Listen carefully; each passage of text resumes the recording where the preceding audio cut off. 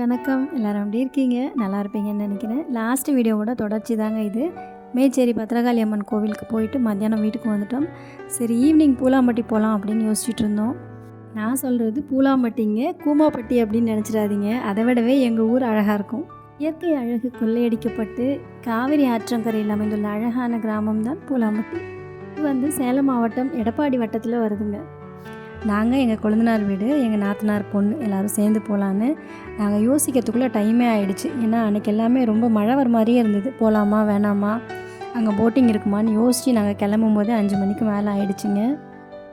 சரி இந்த சான்ஸை விட்டாலும் நாங்கள் எல்லோரும் ஒரே டைமில் சேர்றது கஷ்டங்க. அதனால் போட்டிங் இருக்கோ இல்லையோ சும்மா ஒரு ட்ரைவ் போயிட்டு வரலாம் அப்படின்னு சொல்லிட்டு கிளம்பிட்டோம்.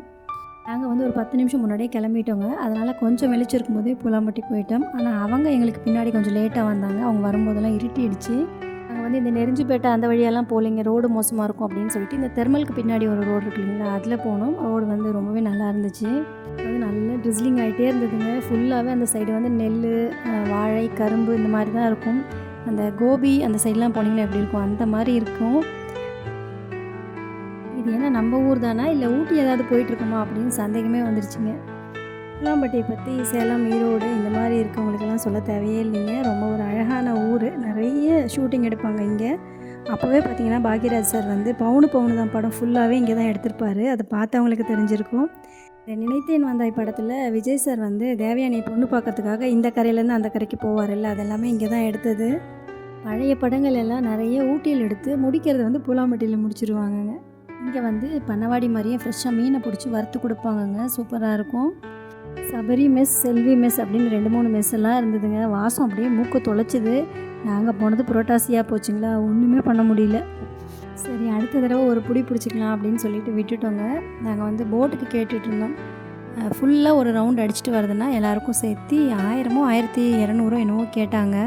ஆனால் அவங்க வரத்துக்குள்ளே இருட்டிடுச்சிங்க. நம்ம போயிட்டு வந்தாலும் எதுவுமே தெரியாது அங்கே. ஸோ அதனால் ஒரு ஆளுக்கு பேசிக்கிட்டோம். இந்த கரையிலேருந்து அந்த கரை ஒரு 10 நிமிஷம் ஆகும், அவ்வளோதான்.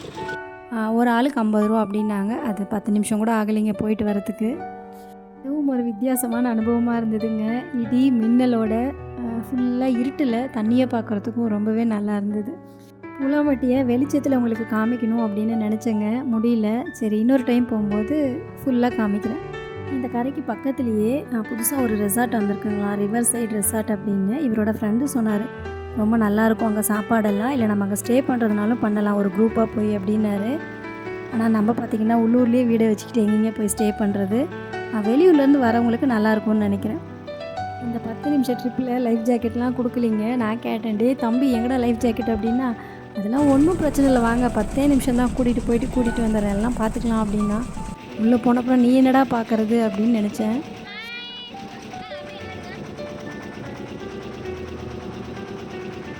இங்கே பூலாம்பட்டியில் ஒரு 1 ஹவர் இருந்திருப்போங்க. அதுக்கப்புறம் நாங்கள் வீட்டுக்கு கிளம்பிட்டோம். ஏன்னா வீட்டுக்கு போயிட்டு அடுத்த நாள் காலையில் நாங்கள் கொஞ்சம் பேர் பாலமலை ஏறணும் அப்படின்னு பிளான் பண்ணிகிட்டு இருந்தோம்.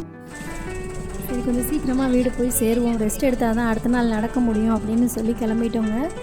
இன்னொரு தடவை நாங்கள் பூலாம்பட்டி வரும்பொழுது உங்களுக்கு வெளிச்சத்துலேயே இந்த வீடியோ காமிக்கிறேங்க. அவ்வளோதான், இந்த வீடியோ முடிச்சுக்கிறேன். வீடியோ பிடிச்சிருந்தா வீடியோக்கு ஒரு லைக் பண்ணுங்கள், கமெண்ட் பண்ணுங்கள். நம்ம சேனலை ஃபஸ்ட் டைம் பார்க்குறவங்க மறக்காமல் சப்ஸ்கிரைப் பண்ணுங்கள். தேங்க்யூ ஃபார் வாட்சிங். பை.